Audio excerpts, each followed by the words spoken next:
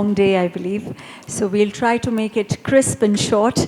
I've got esteemed experts here with us today, and it's a very interesting topic. It's about collaboration. The very fact that we're all here from different parts of the world, different curriculums, different backgrounds. We've studied from different places and we are teaching at different places. So definitely there is a lot of collaboration which has gone in our upbringing as well. And without collaboration, it's very, very difficult. So the history says that if there is competition, the nations divide. But if there is collaboration, then we redefine the future. So on that note, I would like to introduce, in fact, I would like them to introduce themselves, and also a question for each one of them, that what does international collaboration mean to them? So starting with Dr. Ambika Gulati. Thank you. Good evening. I'm Ambika Gulati, and I'm an educator for the last over 25 years now. Very archaic in this field. International collaboration is something where I would say either two people, two institutions, colleagues from around the world really connect to do something meaningful, where they either create with a purpose. So there has to be an objective for which they come together and connect with each other to do something and create something meaningful, which could be either a project or it could be a book, it could be anything. That would be in collaboration, where you cooperate rather than compete. Assalamu alaikum wa rahmatullahi wa barakatuh. My name is Muna Farroukh. I'm the school principal of Ansar International School. I have experience of more than 30 years, and I come from different backgrounds. I am half Egyptian, half Kuwaiti. And this is, I think it's interesting, since that we are talking about globalization and having kind of classrooms behind the boundaries. I think that globalization is having some kind of connections behind the boundaries, behind the walls of the classrooms. It is something that we can kind of create passion, and kind of stable instructions, so that we can reach out to kind of our objective, as my colleague said. Good evening. I'm Shahnaz Ahmed. I have come from Assam, India. She has called me the chairperson of the school, something like that. But I consider myself as the caretaker of the school. I do not believe in all these things. I have nurtured the school right from the beginning, and I think I am everything in the school, right from the gate to the toilets to everything. I don't sit in my room. I am all around, because I believe education is not only a means to an end. Education is not only a preparation for life. Education itself is life. So my life is with education, and on that context, when she's asking what is globalization, I would say this world is a global village. We should cut off all barriers. We should come across to meet everybody, to spread information, to spread, all kind of knowledge, ideas, services, so that this world becomes a very, very positive place to live in. And that's exactly what I try to teach to my students. And I was just listening, just for 1 minute I'll say, I was just listening to Roxford thing, and it took me, I am a thorough believer that education is not only inside the classroom, it is outside the classroom. It is together with nature and also books. So we cannot only keep education inside a classroom or with the artificial intelligence. Let the heart look for it, as Tagore says. Thank you. Good afternoon, everyone. My name is Okab Hassan. I am a school principal in Chicago. I've been in education for over 45 years and still alive. I train principals, I provide professional development for teachers, I mentor principals for CBS. The idea of this conference came to me as a speaker to the world education and talk about globalization of education and how to break barriers and bring people together. With that concept in mind, I look at school leaders as visionary leaders, not smarter leaders or smarter schools, because the visionary leaders have all the stakeholders on the spot with him, on the same team. Teachers, but of the stakeholders, students, as well as community leaders, as well as the people who are supporting schools. In public education, as well as in private education, what counts is the finance. If there is no finance, no funding, no schools. And my goal, the question is about World Education Summit. It's a really beautiful name, but we have to talk about the globalization, how to bring education, because we become a small village. That small village must make the connection through mass media as well as a classroom, Google Classroom or Zoom or whatever you have in the media to bring people together, the educators as well as the students. And that can be done by a sponsorship by private school, public schools, state, countries. We did this in Chicago. We have people, best practices. You identify a school in this area. My specialty is STEM education. That means science, technology, engineering, and math. Do you have all these components? And how it relates to the general education of the students, how they are integrated in all content area. As a school leader, I have to share my experience, and I do share it, and guide the principals how to be effective leaders. And if you are the instruction leader of school, you have to have a team, the instructional leadership team, that build the foundation for any schools to rise up, and you have to look at aspiring people in your school to make them leaders. During my career, I have to work as a teacher, administrator, as well as central office administrators of multilingual, multicultural programs. City of Chicago, we have sister city programs. We did start with Turkey. We have sister city program, Jordan, Amman, Jordan, in 2006. We visit with the mayor daily, and we have partnership. We signed some contracts. If you like, you can look at my website, my school website, videos on all students and the travel.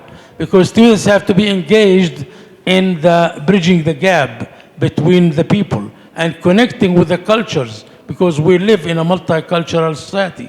We are the whole, in Chicago, we have about 35 languages in the system. We have 65,000 English language learners. And we have about 325,000 students. At the same time, we have 500 schools. We have charter that run by independent schools, and we have public. But the curriculum can vary. As an independent school principal, I run my school, my own budget, by everything, because they are selected 20 teachers to run this. We did exchange program. I go because the question is about exchange program. The exchange program, it has to cover, you have the foundation, the culture that you want to see. We are teaching Arabic for non-Arabic students, world language. Our students are exposed to technology from pre-K to fourth grade. They have everything. You name it, they have it. All they have to train teachers as well as students. Students can learn, and the more you give them, the more you take from them. And the idea of discipline is not existence, because you have to train parents. Parents are not parents. You have to train them how to be good parents. Parenting skills are important. So if you are disconnecting with the parents, they throw the kids and go to work, and they think you are going to have everything. You have to make accommodation to bring them to school and teach them about how to be good parents at home, how to say no to this, how to say yes. And these are things, connection between, those are important stakeholders for you to support your school, because the kids are with their parents more than what they are with you. At night, you don't know what they are doing. So my advice to you, you have to look at the whole vision of education and try to look where is the strength and the weaknesses. and work on them and build from there. As a school leader, you can make it. A school can succeed if you are looking at the whole component of education. I want my kids to know about different aspects, different cultures. I came here. I flew 14 hours. I'm tired. I'm an old man. I'm exhausted. When I come here, 14 hours, it's still the time sleeping. But I thought I will learn something. I learned that people in education are different. I learned different learning styles. I learned that people can talk and they don't know what they're talking about. You can make a presentation because AI help you with it. It's not efficient. You have to talk about what you know. As a leader, you must know how to utter your thoughts. We as a human being, we should be the leader of the future. And may God bless us all to do the job right. And that's the way my God, Allah subhanahu wa ta'ala, the first thing told our beloved Prophet Muhammad sallallahu alaihi wasallam, read. We have to read and understand. اقرأ باسم ربك الذي خلق خلق الإنسان من علق. That means we have to read. Our Prophet Muhammad sallallahu alaihi wasallam, he's a leader. He lead by service. What kind of service we lead for you? Am I doing all what I can to help my community and my students? I think still there's a long way to go, even though I'm recognized at different levels. God bless us all to do the job right. Thank you. I'm sorry. No, that's okay. Let's move to Ms. Mona. I have a question for you over here. Yes. So we are a panel over here who would like to give you solutions. And what is one immediate step that you think educators can take forward to build international collaboration in their own work or schools? Do you have any great advice for them? Yeah. Actually, apart from having this kind of vision and mission of your school, globalization and preparing students for the future career is part of any school. But I can just give a piece of advice for any school. It is not about the budget that you have. You can just start for free, search. I myself started this with no actually cost for as a budget. And I searched for something that is for free, initiative that is called Growing with Gratitude. Maybe this is one piece of advice. Try to search for another school apart from your school in another world, and you can have kind of twinning with that school. You can exchange experiences. Actually, we had 2 schools in UK where we had twinning, a program where our students met other students from other parts of the world, and we had Zoom meeting with the Board of Governors, with the teachers. We exchange experiences, and this actually opens the other part of the world vision as well. This is something that you can think about. Maybe some kind of maybe mental math projects, some writing contests. So these are different small steps. It could be free of cost, but it will make a very transformational kind of impact on the school outcome. Absolutely. I think the key is to be creative, to understand the needs, to identify the gaps. But one more thing which I would like to share over here is when we talk about solutions, we have to keep in mind that there is equity, there is mutual respect.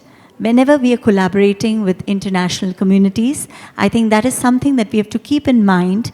We have to be, very sensitive about what backgrounds different communities are coming from. And the more international collaborations you have, I think all these skills can be taught to our kids, which we actually take a very concentrated effort. But if we are collaborating on a higher level, then I think it is very, very essential that we give a lot of respect, because whatever we will do, everything that we model, our kids try to incorporate the same. So now I move on to Dr. Ambika. Dr. Ambika, what do you think? How communities have actually benefited from international collaborations? Thanks. I'm going to share our school's personal story here. We belong to a community of schools which is called the Round Square Organization. And it's a collaboration amongst 250 odd schools around the world. And pre-COVID, one wondered why we were members, because it was largely for international conferences or conferences, physical conferences, and it boiled down to making it accessible to students who could pay and had the funds and the means to go for these international conferences. COVID changed it all. We moved online, and suddenly Round Square programs became more accessible to the larger community. I think we were one of the first schools to actually do a well-being conference online where I had 400 kids from India and around the world coming together for this virtual conference. And it was a game changer. Now, when you ask about what kind of benefits did it have for the community, so for my own school students, it was all about leadership, because they had to organize this virtual conference. They had to, they got leadership, organizational skills, time management skills, communication, presentation, problem solving, firefighting, if technology didn't work, because it's all about being student-led. So that happens for the students who really take the initiative. For the community, that those who were attending, we got feedback that a lot of those students who attended then wanted to kind of host that in their own schools. So there's learning that students take back into their communities, even though there may be 4 or 5 who are representing a school, they take back those learnings. Staff exchange programs can happen. So there are, I think all stakeholders involved at schools benefit from international collaborations, be it students, of course, because we are concentrating on them, but even faculty. When they engage with that, they will see best practice or evolving practice in another school, bring that back. Leadership teams benefit from a lot of the skills that they are seeing and observe. So I think all members of the community really benefit in terms of soft skills, in terms of technical skills, in terms of human skills, in terms of just academia. All of that gets benefited. Brilliant, absolutely brilliant. And it's also about networking. I mean, this is just the beginning, because once you meet, you interact, you develop a relationship, and then in future, if you have any kind of concerns or challenges, you can consult with each other. I think that really makes a lot of difference. Absolutely, and I think for principals, it's very, very important, because it's a lonely job. Yes. And when we get together as heads in these international collaborations, it's interesting. We've realized that the challenges we face are very common, and you get you understand how other people in your tribe are actually handling that situation, and share that, and there is a sense of relief and a sense of camaraderie that yes, it's a universal issue. Absolutely, I'll take you on that for sure. Okay, moving on to Dr. Ahmed. How are you feeling? Fine, it's Fine? absolutely good. The whole 2 days has been a very, very rocking situation, going up and down. There have been lots of panels, sometimes feeling sleepy, sometimes waking up with Mr. Piyush, waking us up.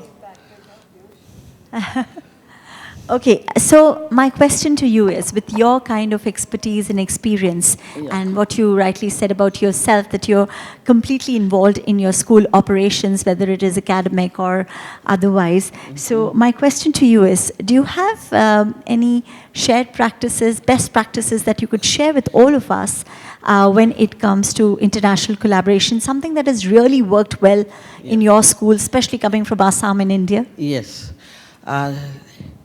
Let me first tell you, the name of my school is Springdale, okay? So people have been very confused with a name, Springdale School, and so they keep asking me, is it the same school? It's not the same school. It is, what happened is, I have myself become global with a name called Springdale. I am a great lover of nature. Wordsworth, whom I really thought was one of the greatest poets.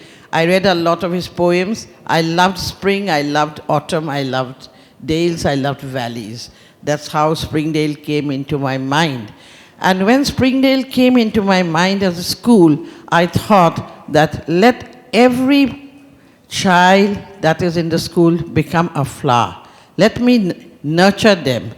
And let me bring them up to a level that they enjoy coming to the school, that they are happy in the school, and that they are cared for. The children should be, these little children should be cared for, they should be loved, they should be trusted. And that's how I thought of going ahead with this school, and I did not want to keep it only to a regional level. Although I am in one of the most remotest part of Assam, and my school is inside a tea estate. So it has all the ecological benefits that we can have, where I can give an ambience where it would look like one of those foreign schools, because the nature is so green, and on that you have a school which is also very eco-friendly. So when I considered all these things, I thought to myself that let me visit the different parts of the world where we can have some collaboration or some learning from these schools. Long back, if you go back and you understand that there has been the British Council, there was a program called ISA. And when ISA started, my students started joining in it and collaborating with some of the foreign countries, and especially they were doing with countries that had no relevance with us. So from Assam, where our food habits, where our culture, where everything comes into some kind of relevance with a country called Thailand. So we thought, let us do some kind of collaboration with them through ISA, and that's how the first international collaboration started. Our children started talking to them either on Zoom or through the online processes or through email, and started learning about their culture and started learning more and more about the diversified nature of the schools, and to make it and to become, a kind of friendship has grown between that school and our school. So in this context, I started visiting a few countries. And when I visited, my first country that I went was to Finland. And there I saw how children were treated, how teachers were treated. Now, if I have to go point-wise, I'll just tell you, what in Finland I saw and what practice I brought from Finland to this was respect towards teachers. That was the best practice that I could bring there, because I saw that the teachers were so much respected in that country. Students were given a kind of they were made to feel that they should compete within themselves because they are very, very unique. Each child is unique. Each child has his own potentialities, and let those potentialities grow and let them compete with themselves. The classrooms were absolutely for the children, by the children. And so that was one very nice thing that I have understood from Finland. Then it took me to Australia, and in one of the schools in Australia, I saw sensitization. Many schools I visited, but one school that really made me understand what is sensitivity. And that's where I came back to my school and I told my children that you must understand the plus and the minus points of everybody, and that's how you need to sensitize yourself. So in that context, I could go forward and explain it to them and make them feel that even a special child is so important, and that has worked wonders with my children. They have become so sensitized and they have understood it so well that with small stories I have started telling them all these kind of things. Then if I go to, then I had been to many other schools and many other things which I have seen, but one school that in Bali which I saw, Of course, Green School was there. There was Green School, and then we went to Bali and we saw the Green School. My school also has a little bit of structure like that, where since I'm telling you, I'm in a very eco-friendly place, so most of my structures will tally with the structures which is there in these countries like Bali and Thailand and things like that.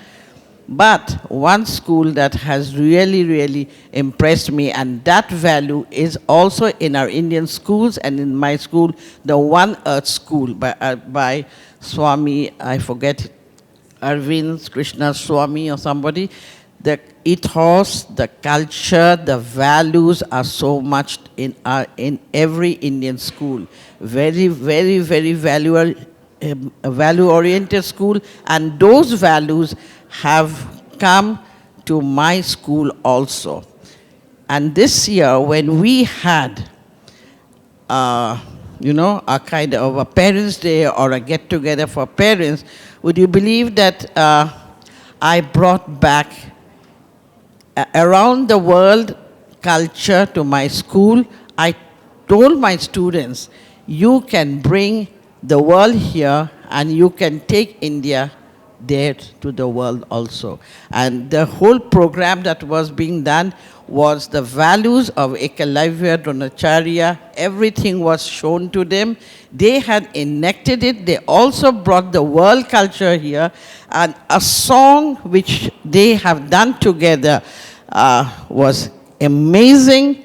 We have a beautiful river called the Brahmaputra, and this Brahmaputra river talks about the culture of our country, of our people, Assam, and equally with that song, with that dance, our students were trying to show the dance of By the Rivers of Babylon. So that was a great, a correlation, a collaboration that we were trying to do along here and also with the Western countries. Then there was another program, another song which I will say, and the students, after understanding everything, I'm sure you have all heard Country Roads Take Me Home by John Denver. Yep. One of the most, because I'm such a big country lover, I really love eco so much. The world, this forest and everything that has got to nature. My students had sang that song, and they have combined that song along with a Bihu song. A Bihu, which is with the rustic world or with nature. So it was a great combination, and that's how I'm trying to bring all these practices into my school so that we can collaborate globalization in such a way, partnership between this school, my school, and the world schools in such a way that children at no time or at no place feel inferior. They should feel they are at par with everybody. This world is one big place, and this world needs children who are very happy children. Because one thing I believe, Sapna, if the child is happy, the school is happy. Absolutely. And the more happy the child is, the more happy the school is. And the more happy the school is, the more productive that school is. Thank you so much. Absolutely. Well said. I think it's very impressive, and it's a known fact that the foundation of any great school is a strong culture. So, and it comes with core values. Thank you for sharing all that you've learned from different parts of the world, brought it to your school. In order to sum up everything, I would request Mr. Okab, with your experience, and you flew down for 14 hours, and why don't you sum up this entire session with your views and If I may break advice. the rules, I'd like to make sure the audience is here. As a teacher, I'd like to, when I teach, I like to check for understanding. And to know the audience are with you, that will be if I'm teaching right, if I'm training my people right, I have to check for understanding. Do you know what we are talking about here? Who can tell me what we are talking about? What's the name of the topic? Even though it have it in your... Anybody remember the name of our presentation? What should we address? Anybody, just tell me what's the name. That means you are not here. God bless me. Brothers and sisters, in our discussion, as a teacher, as an educator, you must know what you teach, to give somebody something to take home. We're talking about how to connect the world together, international understanding, how to break the bridges, how to open communication, how can we instill those values in our kids, how to use technology to have connection. And in the UAE, in United Arab Emirates, you have schools locally. You can build that connection. You can celebrate diversity. You can celebrate cultures. You have plenty of people from different parts of the world. If you celebrate every month something that you are celebrating diversity, have the kids come and bring their food, their culture, their dance, their folkloric values. Let other people appreciate it.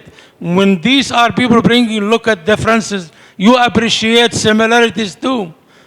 You recognize that we are different, but we appreciate our similarities too.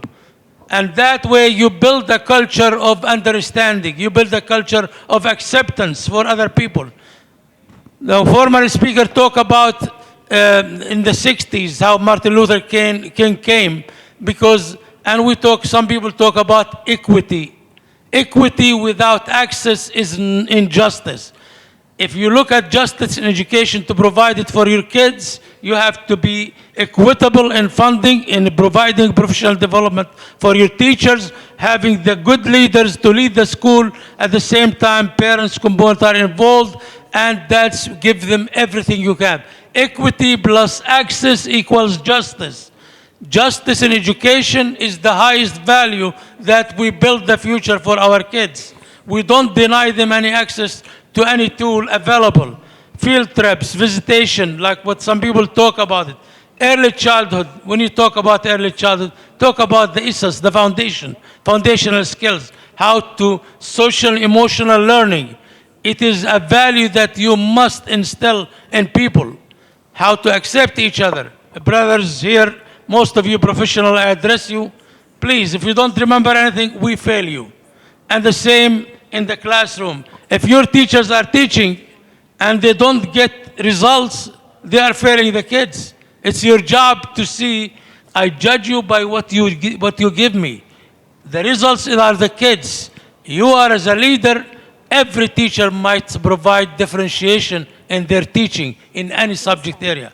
They must assess properly. They take the children at their level and show progress to make sure that they are measuring in different levels. Attainability, if they are attaining the standards that they met for them, what are the standards? Have you asked anyone? What are the standards of your education? Every system has standards. We have national standards, we have common core standards, we have, you name it.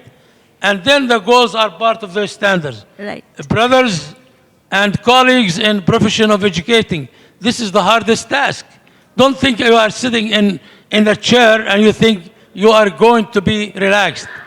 If you think that one, go find a job in a factory. This job is not for you. You are leading the heart and the brain of a human being. Those are going to be the future. Either they bring you to war or bring you to peace.